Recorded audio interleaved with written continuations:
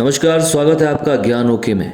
5 अगस्त 2020 को अयोध्या में राम मंदिर का भूमि पूजन और शिलान्यास किया गया। राम मंदिर आंदोलन में शुरुआत से ही जुड़े और सुप्रीम कोर्ट में सुनवाई के दौरान वैदिक धर्म ग्रंथों की मदद से अपना पक्ष रखने वाले जगत गुरु रामभद्राचार्य जी महाराज के बारे में हम में से कम ही लोगों ने सुना होगा।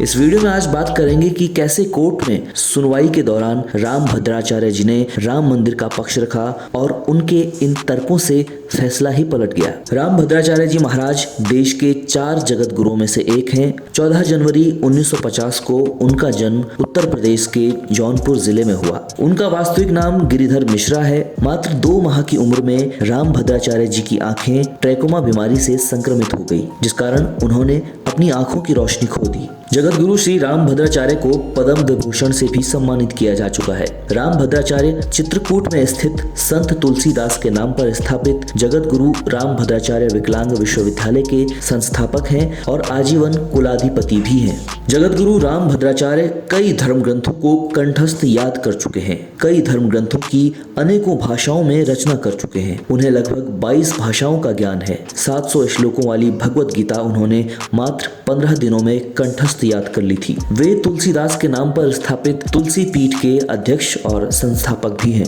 सुप्रीम कोर्ट में राम मंदिर सुनवाई के दौरान जब 5 जजों की संवैधानिक पीठ में मौजूद एक मुस्लिम जज S.A. नजीर द्वारा पूछा गया कि हिंदू धर्म के लोग वेद पुराणों में अधिक विश्वास रखते हैं और इनमें कई पौराणिक बातों का प्रमाण भी मिलता है, तो क्या राम के अस्तित्व का प्रमाण भी इन वेद पुराणों में मौजूद है? इस पर रामभद्राचार्य जी ने बिना समय गंवाए राम मंदिर का पक्ष रखा और कहा, दे सकता हूं महोदय। उन्होंने कहा कि ऋग्वेद की जैमिनीय संहिता में इसका प्रमाण है। साथ ही सरयू नदी से स्थान विशेष से दिशा और दूरी पर श्री राम के जन्म स्थान का सटीक ब्यौरा भी उन्होंने दिया।